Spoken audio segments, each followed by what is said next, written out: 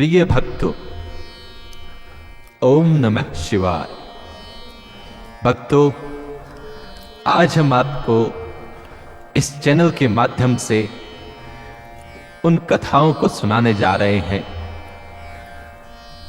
जिनको हम वेदों पुराणों से निकाल कर लाए हैं, जो हमारे सत्य सनातन धर्म के अंदर किए जाने वाले व्रतों में सभी माताएं, बहनें, बंधु लोग सुनते हैं, जिनके सुनने मात्र से आपकी सभी मनोकामनाएं पूर्ण होती हैं और आपका कल्याण होता है।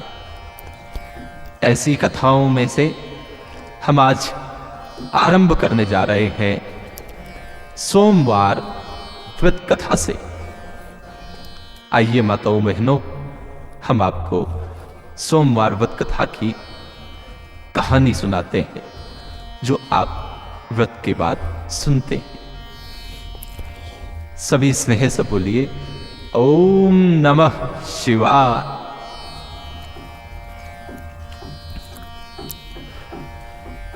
एक साहूकार जो बहुत ही धनवान था, उसको धन आदि किसी बात की कोई कमी नहीं थी, परंतु पुत्र न होने के कारण वह अत्यंत दुखी था। वह दिन रात इसी चिंता में रहता था और इसीलिए वह पुत्र की कामना के लिए प्रति सोमवार को शिव जी महाराज का व्रत और पूजन किया करता था।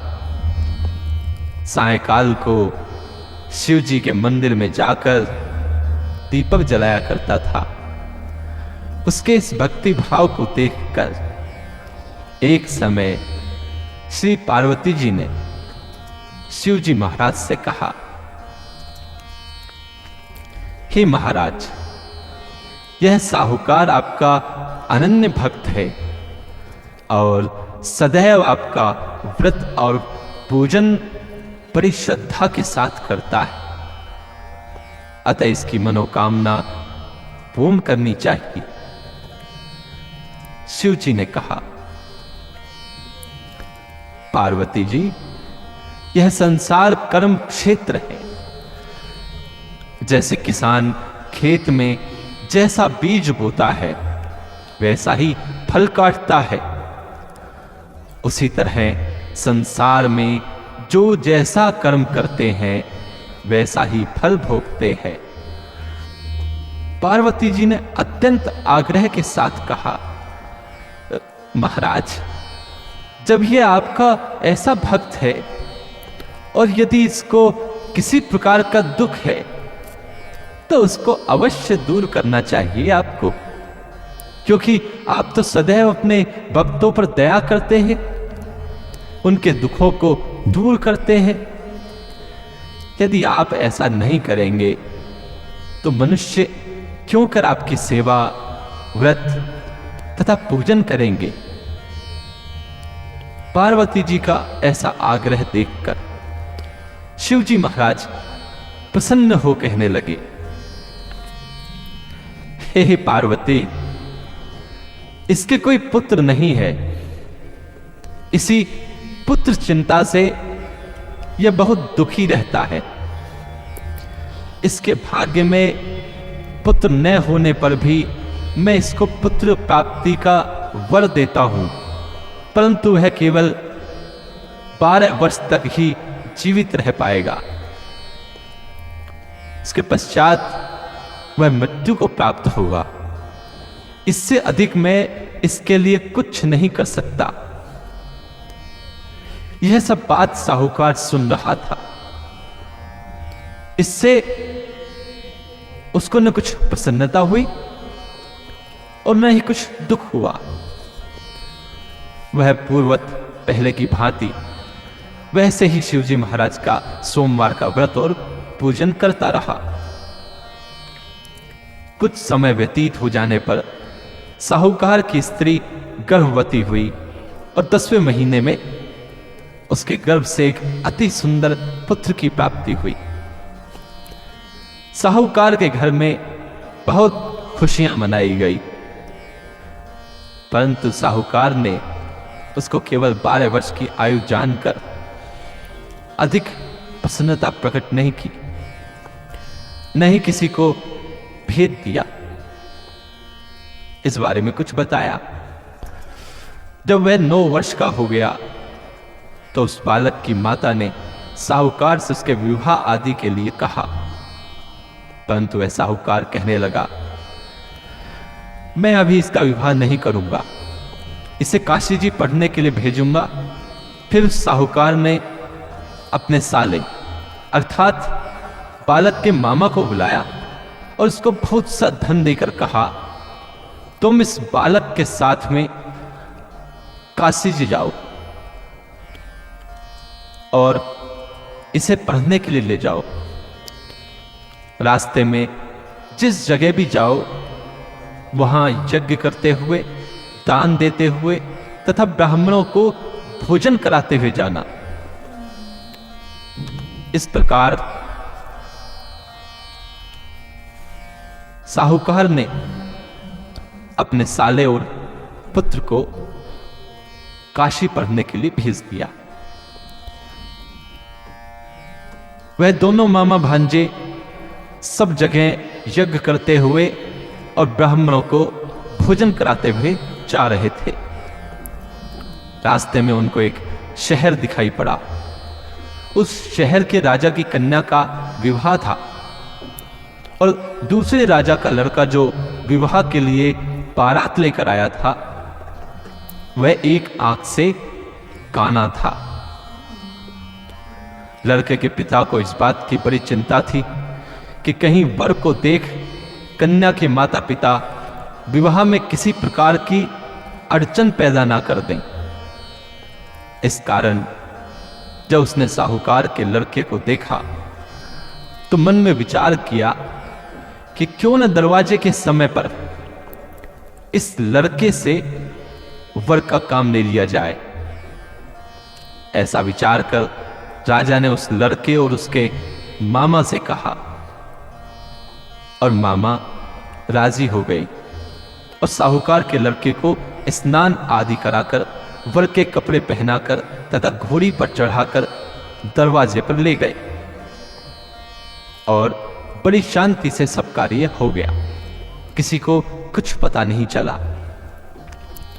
अब वर के पिता ने सोचा यदि विवाह कार्य भी इसी लड़के से करा दिया जाए तो क्या बुराई है। ऐसा विचार करके उसके मामा से कहा, यदि आप फेरों और कन्यादान का काम भी करा दें तो आपकी बड़ी कृपा होगी और हम इसके बदले में आपको बहुत सा धन देंगे। लड़के के मामा ने स्वीकार कर लिया और विवाह कार्य बहुत अच्छी तरह से संपन्न हो गया। परंतु जिस समय लड़का जाने लगा तो उसने राजकुमारी की चुनरी के पल्ले पर लिख दिया कि तेरा विवाह तो मेरे साथ हुआ है, परंतु जिस राजकुमार के साथ तुमको भेजेंगे वह एक आंख से काना है और मैं तो काशी जी पढ़ने जा रहा हूं। उस राजकुमारी ने जब अपनी चुनरी पर ऐसा लिखा हुआ पाया तो उसने राजकुमार के साथ जाने से इनकार कर दिया और कहा, यह मेरा पति नहीं है, मेरा विवाह इसके साथ नहीं हुआ, वह तो काशी जी पढ़ने गए हैं। राजकुमारी के माता पिता ने अपनी कन्या को विदा नहीं किया और बारात वापस चली गई। उधर सेठ का लड़का और उसका मामा काशी जी पहुंच गए। वहां जाकर उन्होंने यज्ञ करना और लड़के ने पढ़ना शुरू कर दिया। जब लड़के की आयु 12 वर्ष की हो गई तब एक दिन उन्होंने यज्ञ रच रखा था। लड़के ने अपने मामा से कहा, मामा जी आज मेरी तबीयत कुछ ठीक नहीं है। मामा ने कहा, अंदर जाकर सो जाओ। लड़का अंदर जाकर सो गया और थोड़ी देर में उसके प्राण निकल गए। जब उसके मामा ने आकर देखा कि वह मुर्दा पड़ा है तो उसको बहुत दुख हुआ और उसने सोचा कि मैं अभी रोना पीटना मचा दूंगा तो यज्ञ का कार्य अधूरा रह जाएगा। अतः उसने जल्दी से यज्ञ का कार्य समाप्त कर ब्राह्मणों के घर जाने के पश्चात रोना पीटना आरंभ कर दिया। संयोगवश उस समय शिवजी महाराज और पार्वती जी उधर से जा रहे थे। जब उन्होंने जोर जोर से रोने पीटने की आवाज सुनी तो पार्वती जी शिव को कहने लगी। उन्होंने शिव जी से आग्रह करके उसके पास ले गई और सुंदर लड़के को मरा हुआ देखकर कहने लगी, महाराज, यह तो उसी सेठ का लड़का है जो आपके वरदान से पैदा हुआ था। शिव जी ने कहा, पार्वती जी, इसकी आयु इतनी ही थी, सो भोग चुका। पार्वती जी ने कहा, महाराज, कृपा करके उस बालक को और आयु दो, नहीं तो इसके माता पिता तड़प तड़प कर मर जाएंगे। पार्वती जी के इस प्रकार बार बार आग्रह करने पर शिव जी ने उसको वरदान दिया और शिव जी महाराज की कृपा से लड़का जीवित हो गया। शिव जी पार्वती जी कैलाश चले गए। तब वह लड़का और उसका मामा उसी प्रकार यज्ञ कराते हुए अपने घर की तरफ चल पड़े। रास्ते में उसी शहर में आए जहां पर उस लड़के का विवाह हुआ था। वहां पर आकर जब उन्होंने यज्ञ आरंभ कर दिया तो उस लड़के के ससुर ने उसको पहचान लिया और अपने महल में लाकर उसकी बड़ी खातिर की। साथ ही बहुत सारा धन और दासियों सहित बड़े आदर और सत्कार के साथ अपने लड़के और जमाई को विदा किया। जब वे अपने शहर के निकट आया तो उसके मामा ने कहा, पहले मैं तुम्हारे घर जाकर खबर कराता हूं। उस समय उसके माता पिता घर की छत पर बैठे हुए थे और उन्होंने प्रण कर रखा था कि यदि हमारा पुत्र सकुशल घर वापस आया तो राजी खुशी नीचे उतर जाएंगे, नहीं तो छत से गिरकर अपने प्राण दे देंगे। इतने में उस लड़के के मामा ने आकर यह सारा समाचार दिया, आपका पुत्र आ गया है। परंतु उनको विश्वास नहीं आया। तब उसके मामा ने शपथ पूर्वक कहा, आपका पुत्र अपनी पत्नी तथा बहुत सारा धन लेकर आया है। साहूकार ने बड़े आनंद के साथ उसका स्वागत किया और वह बड़ी प्रसन्नता के साथ रहने लगे। इस प्रकार जो कोई भी सोमवार का व्रत रखता है अथवा इस कथा को पढ़ता है या सुनता है, उसके दुख दूर होकर उसकी समस्त मनोकामनाएं पूर्ण होती हैं और इस लोक में नाना प्रकार के सुख भोग कर अंत में सदाशिव के लोक की प्राप्ति हुआ करती है। बोलो शिवजी महाराज की जय, बोलिए माता पार्वती की जय।